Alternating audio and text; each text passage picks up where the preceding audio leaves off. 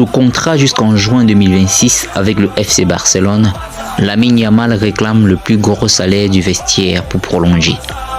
La direction Blaugrana est disposée à lui accorder, mais avant cela, elle devra convaincre certains cadres de baisser leurs émoluments. Le FC Barcelone touche au but concernant la prolongation de Rafinha, mais il est difficile d'en dire autant pour l'autre joueur Blaugrana qui a brûlé la rétine et crevé l'écran cette saison, c'est-à-dire Lamine Yamal.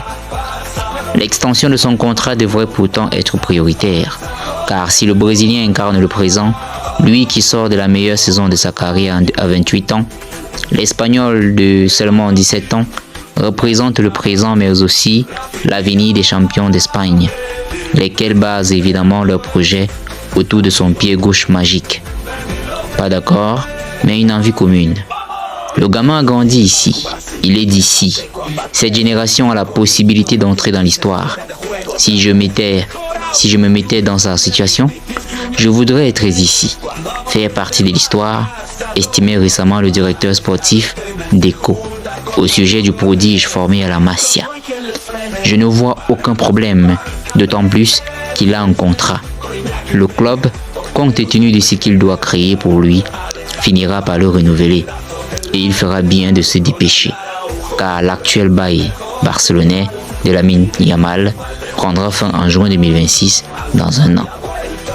Les négociations pour sa prolongation durent depuis plusieurs mois, mais aucun accord n'a encore été trouvé entre les deux parties, annonce ce mercredi la Cadena Ser.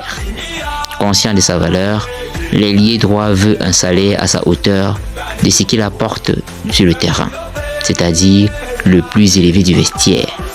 Le club éliminé en demi-finale de la Ligue des Champions par l'Inter Milan est disposé à lui accorder, mais ses finances toujours délicates vont l'obliger à faire des choix. Lors du prochain exercice, c'est l'attaquant Robert Lewandowski qui sera le mieux payé avec 26 millions d'euros l'année. Le gardien Marc-André Ter Stegen et le milieu de terrain Frenkie de Jong ne seront pas loin. Barcelone dispose donc de deux options. Soit placer Lamine Yamal au-dessus, au risque de voir sa masse salariale exploser une nouvelle fois, soit négocier avec des cadres mentionnés ci-dessus pour les convaincre de baisser leurs émoluments annuels, qui est un pari risqué.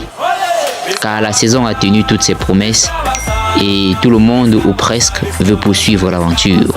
De Jong, par exemple, semble bien parti pour prolonger en réduisant son salaire.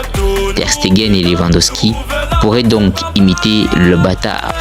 Ensuite seulement, le Barça pourra conclure l'affaire avec Lamine Yamal pour 4 ans supplémentaires jusqu'en juin 2030.